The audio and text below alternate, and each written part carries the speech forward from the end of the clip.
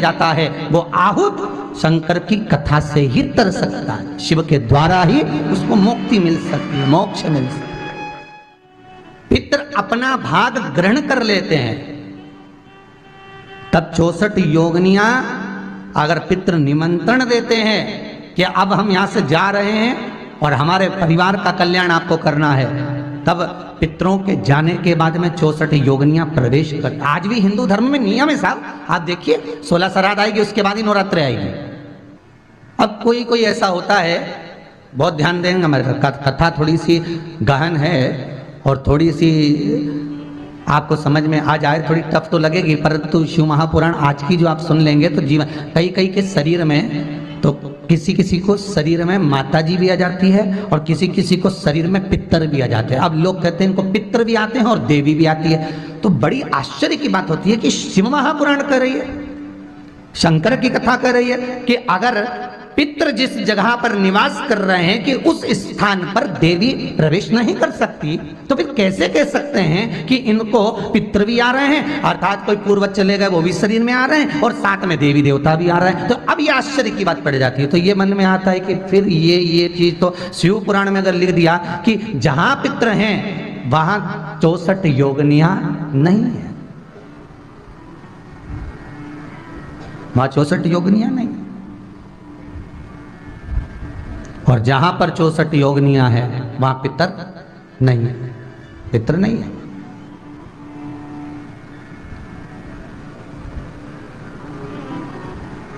एक छोटा सा उपाय,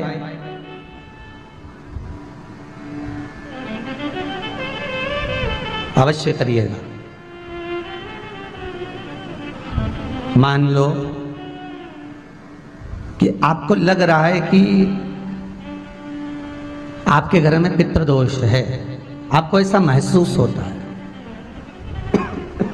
आपको लगता है, तो किसी भी नवरात्रि के पहले जो अमावस्या पड़ती है, चावल की कटोरी में एक कपूर का टुकड़ा रख दीजिए महाराज, छोटा सा, और कपूर का टुकड़ा रखकर उस कपूर को दरवाजे के बाहर कटोरी में ही, चावल रखी हुई कटोरी में ही उसको पितरों का स्मरण कर कर जला दीजिए। और जलाने के बाद उस चावल को कहीं भी किसी भी वृक्ष की छांव में पक्षियों के लिए डाल दीजिए।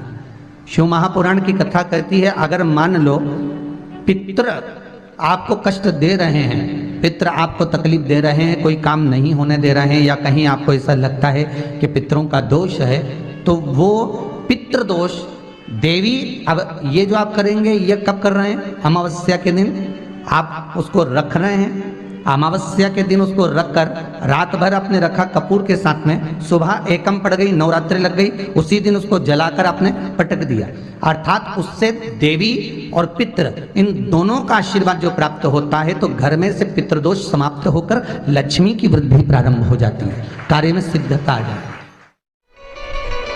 आपको कभी कभी लगे कि मेरे ऊपर पितरों का पितृदोष लगा हुआ है या पितरों का श्राप लगा हुआ है, या हमारे यहाँ पर लोग अधोगति में ज़्यादा मर जाते हैं, हमारे यहाँ ये काम ज़्यादा हो जाता है, तो निवेदन है, श्राद्ध पक्ष चल रहा है, प्रयास करिएगा, एक चावल की कटोरी में, कटोरी के अंदर थोड़ा सा चावल रख लीजिए कच्चा, उस चावल की कटोरी में एक बेलपत्र, थोड़ी सी दुर्वा बांधकर पानी का मटका, परिंडा या जहाँ अपना रसोई घर में जल रखते हो, उस कटोरी को वहाँ पर 2 दिन 3 दिन तक रख दो। वैसे तो 16 दिन रखो ज़्यादा अच्छा था, पर जो दिन अपने को मालूम है 2-3 दिन उसको रख दीजिए। घी का दिया लगाइए। 3 दिन के बाद में उस दुर्वा को, उस बेलपत्र को शिव बाबा को ले जाकर समर्पित कर दो। चावल पूरे घर में घुमाने के बाद चिड़िया को या नदी में या किसी जीव को प्रदान कर दो। महाराज, पितृदोष के निवारण का सुंदर तरीका। पितृदोष के 3 लक्षण हैं। कितने लक्षण हैं? 3। पहला, 1 रुपया कमाओ, 1.25 रुपया खर्च हो, घर में पैसा आए और टिके नहीं, कहीं कुछ में लग जाए, कहीं कुछ में लग जाए, समझ लेना पितृदोष।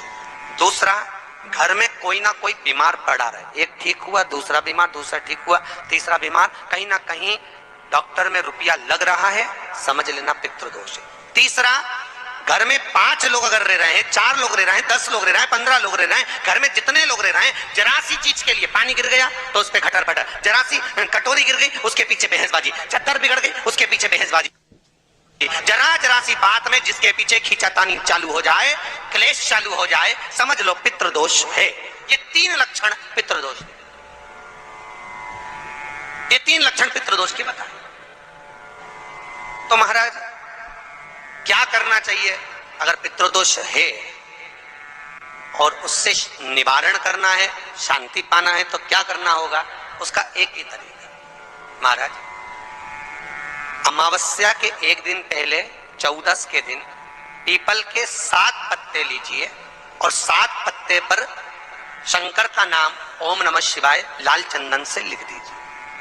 7 पत्ते पर लिखकर उसको मौली, जैसे हमने भी बंदरबान बनते ना, ऐसे मौली की बंदरबान बांध लीजिए, घर के मुख्य दरवाजे पर लगा दीजिए। कौन से दिन? अमावस्या की एक दिन पहले 14 के।